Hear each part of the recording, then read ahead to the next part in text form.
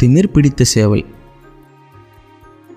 ஒரு வீட்டு தோட்டத்தில் 2 சேவலும் வாழ்ந்துட்டு வந்துச்சு.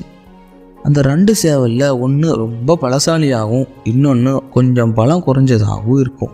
அதனால் அந்த பலசாலி சேவலுக்கு திமிர் அதிகமாக இருந்துச்சான். அந்த திமிர் பிடிச்ச சேவல் எப்போதும் பலம் குறைஞ்ச சேவலோட சண்டை போட்டுக்கிட்டே இருக்கும். எங்கே அந்த சேவல் போனாலும் அதுக்கு பின்னாடியே போய் அதுக்கு தொந்தரவு கொடுத்துட்டே இருக்குமா. உடனே பலம் இல்லாத சேவல் வேற இடத்துக்கு உணவு தேட நடந்து போச்சு. அதை பார்த்த திமிர் பிடிச்ச சேவல் அந்த பயம் இருக்கணும்னு சொல்லி ஓட்டு மேலே ஏற ஆரம்பிச்சுது. அங்கே ஏறி கூவிச்சான். மரத்து மேலே இருந்து இதை பார்த்துக்கிட்டு இருந்த ஒரு பருந்து ஒன்று ரொம்ப நாள் இந்த சேவல்களை சாப்பிடணும்னு காத்துட்டு இருந்துச்சு. ஆனால் அந்த வீட்டுக்காரர் வளர்த்த நாய்க்கு பயந்து கீழே இறங்காம மரத்திலேயே இருந்துச்சு அந்த பருந்து. ஆனால் இன்னைக்கு ஓட்டு மேலே ஏறி கூவின சேவலை பார்த்ததும், அடடா இன்னைக்கு நமக்கு அதிர்ஷ்டம், இந்த திமிர் பிடிச்ச சேவல் தன்னோட திமிரால பாதுகாப்பான இடத்த விட்டுட்டு ஓட்டு மேலே நிற்குதுன்னு சொல்லி பறந்து வந்து அதை தூக்கிட்டு போயிருச்சான்.